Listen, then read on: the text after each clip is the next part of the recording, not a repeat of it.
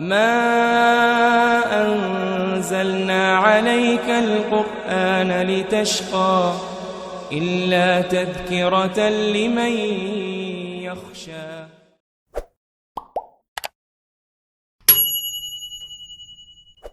Assalamualaikum warahmatullahi wabarakatuh. Sahabat Sastyon Hijrah, ini catatan hijrah saya pada tanggal 23 Juni 2020 bertepatan dengan 2 Zulkaidah 1441 Hijriah.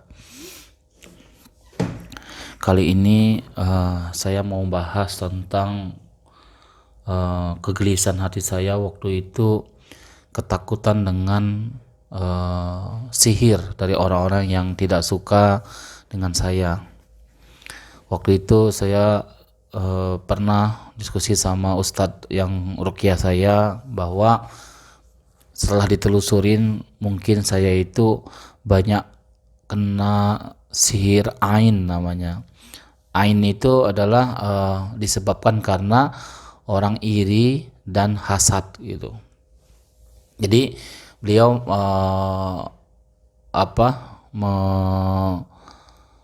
menjelaskan bahwa perbedaannya adalah iri itu kalau orang tuh di dalam hati, kalau hasad itu benar-benar diucapkan gitu ya. Wallahu a'lam bishawab. Nah, kemudian saya akhirnya introspeksi diri. Saya yang pertama adalah saya jagain perkataan saya, jangan sampai menyinggung perasaan orang lain. Waktu itu sempat ada beberapa yang dulu sering saya marah karena kerjaan ya. Saya juga mau minta maaf dan saya sangat hati-hati habis ini gitu ya. Kemudian saya juga menghindarin memposting foto-foto anak saya, istri saya dan saya di sosial media gitu loh. Sampai profil picture itu nggak saya pajang gitu. Karena apa? Terkadang ada orang melihat apa yang kita tampilkan itu tuh bikin mereka juga iri gitu loh. Misalnya kita lagi bersenang-senang makan, kita pakaian bagus kan, walaupun nggak ada niat ria, tetap aja sih menurut saya sih jujur, ketika kita memposting foto-foto kita dengan kenikmatan Allah itu pasti adalah sedikit rasa kita tuh pingin pamer gitu loh. Kalau nggak pingin pamer ngapain kita pajang gitu kan. Seolah-olah mikirnya itu saya nggak ria tapi kepingin orang lain tahu gitu kan. Itu hampir sama ya gitu. Nah, jadi ya yang namanya saya juga dalam proses hijrah, saya juga kadang saya tes juga gitu apakah benar gitu. Karena waktu itu ciri-ciri dari saya kena ain itu adalah di belikat kiri saya, itu kadang ada rasa pegel, sakit gitu.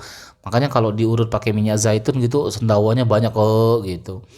Biasanya istri saya yang pijitin nah gitu. Nah, jadi pokoknya sepanjang hari itu pegel, sakit di belakang belikat tembus ke dada gitu. Nah, yang ulama besar kita yang fokus ke masalah hati, zihir dan saya ini kan adalah Al-Imam Al-Hafiz Ibnu Qayyim. Bukunya sangat banyak yang terkenal ya tentang roh dan sebagainya. Jadi saya juga beli buku-bukunya, kemudian saya juga belajar dari ustadz. Ya udah, akhirnya saya mulailah nggak pasang foto begitu dan saya akhirnya saya tes juga. Ketika saya tes, saya pasang foto lagi apa gitu ya di Instagram Story, di WhatsApp, ternyata benar loh. Tiba-tiba saya nggak enak badan, rada meriang, rada gimana gitu ya. Dulu sih sering sebelum hijrah kayak gini gitu loh. Gue pikir dulu ketika meriang apa-apa tuh badan yang nggak enak, makanya kita kadang dulu minum obat panas dalam. Jadi gue tuh hobi banget minum yang obat panas dalam dengan dingin-dingin gitu kan. Kemudian minum air dingin gitu yang enak-enak karena badan nggak enak, resah gitu loh.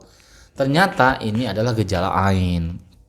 Ternyata setelah saya tes, oh benar loh, dan saya mulai itu taubat, saya nggak mau lagi. Karena memang kadang ada teman-teman lama kita kan nggak tahu isi hatinya tuh gimana gitu ya. Apalagi dulu kita masih single, kenalnya dari masa single gitu kan, bisa aja orang suka sama kita dulu atau sakit hati sama kita gitu kan. Jadi setelah melihat keberadaan kita sekarang, ya orang merasa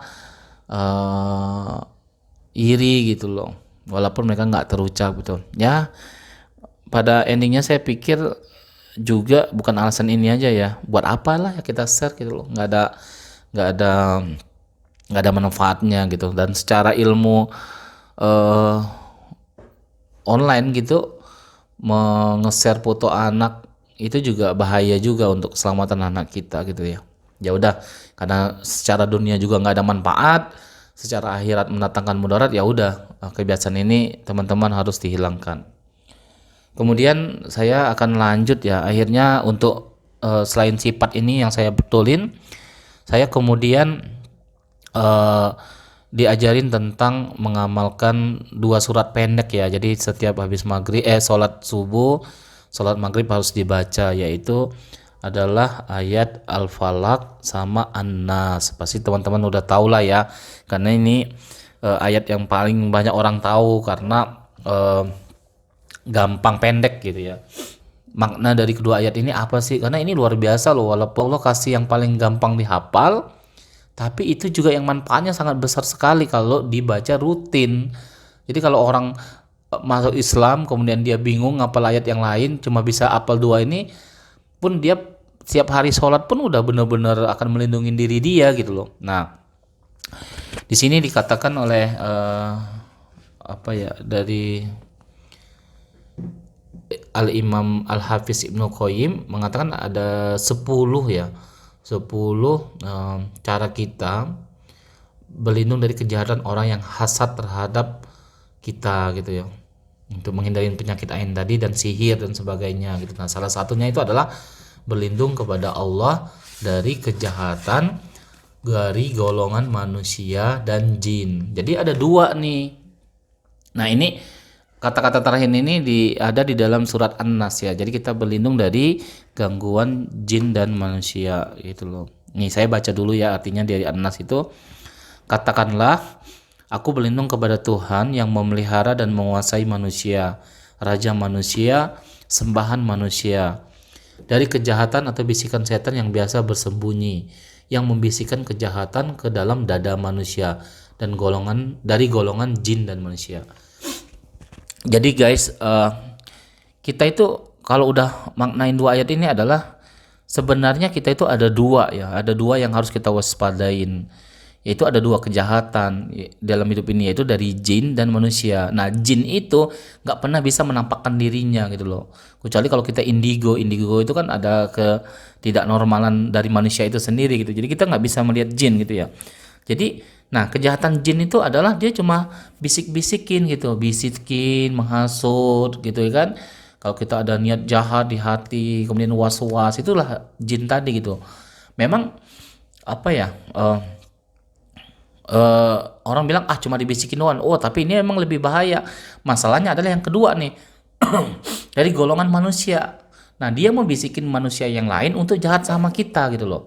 Nah, kalau kita udah berjuang untuk diri kita, oke, kita bisa kontrol nih. Kalau dia ada bisikan jelek, jahat gitu ya, kita nahan. Tapi bagaimana dengan orang yang dibisikinnya untuk jahat terhadap kita gitu loh. Nah, makanya teman-teman harus benar-benar pilihlah teman-teman yang soleh, teman-teman yang baik gitu, yang mengajak kebaikan gitu. Karena kalau kita berteman sama orang jahat itu bahayanya di situ, kita bisa kontrol diri kita dari bisikan gangguan setan. Nah, dianya yang nggak bisa. Nah, itu yang sangat bahaya kalau dia dibisikin dia untuk berbuat jahat sama kita. Waduh, masya Allah. Makanya di An-Nas ini selalu benteng kita untuk berlindung dari kejahatan dari golongan jin dan manusia gitu ya. Nah, kemudian di dalam buku Ibnu Qayyim ini dijelaskan juga ketika kita berhubungan dengan jin. Nah, ini saya baca nih ya. Cobalah Anda renungkan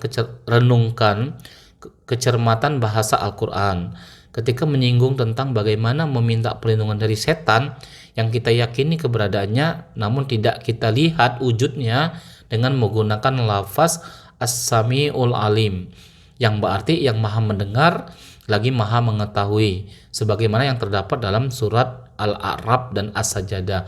Jadi kalau berhubungan dengan setan itu biar kita memahami Al-Quran memberikan lafaznya itu berbeda dengan ketika kita berlindung dari kejahatan manusia gitu. Nah, maksudnya ini apa?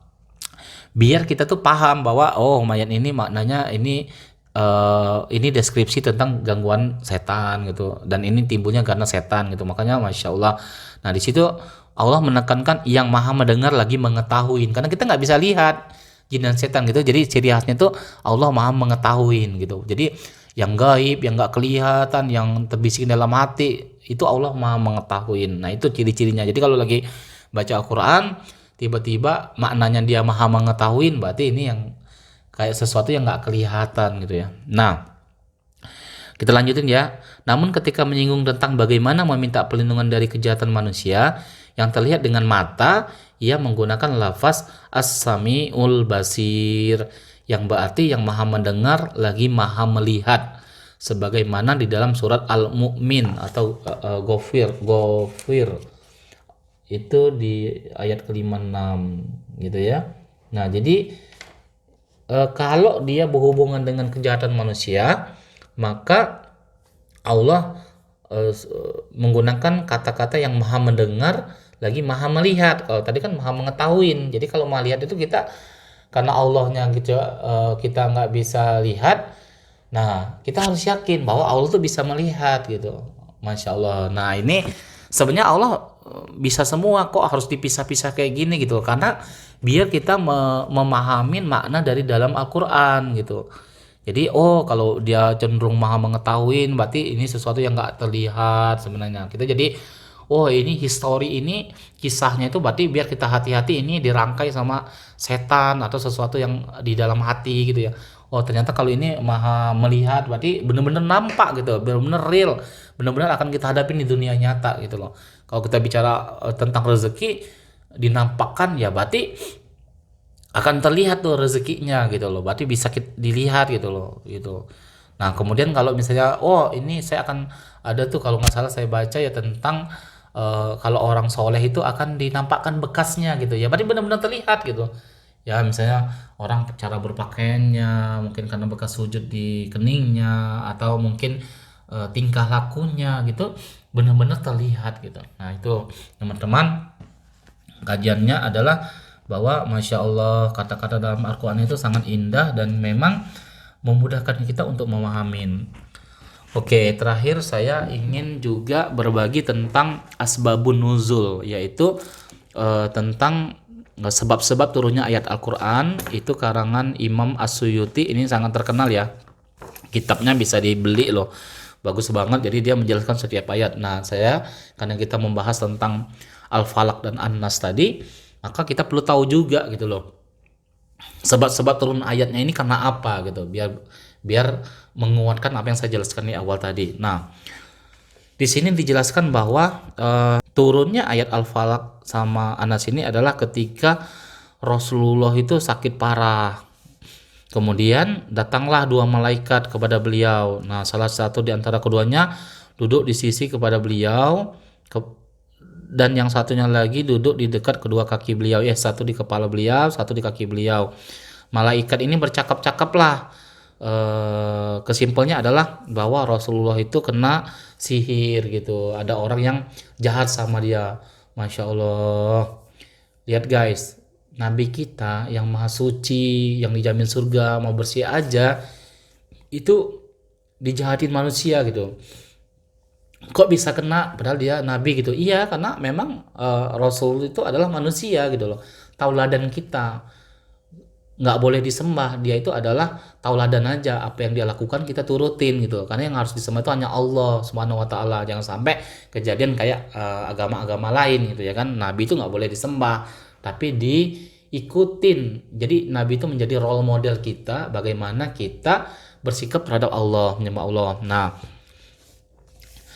ternyata di dalam percakapan mereka itu salah satu malaikatnya nanya gitu loh, ini siapa yang menyihir beliau? Lalu malaikatnya bilang, yang satunya Labid bin Al-Asam, orang Yahudi gitu. Di mana dia sekarang? Kata malaikat satunya. Ternyata katanya yang satunya jawab, sihir itu ada di sumur milik keluarga Fulan yang ada di bawah batu besar di dalam gulungan.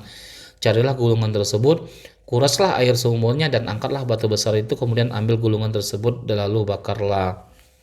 Nah percakapan malaikat ini. Jadi malaikat itu guys kayak di film-film tuh nggak bisa ngikutin manusia terus dia berperan serta terhadap manusia apa yang harus dilakukan, itu enggak. Jadi malaikat itu hanya bercakap-cakap, membisikkan juga gitu, dan Rasul tinggal memanain apa yang di percakapan ini kemudian dia akan terapin gitu ya kan.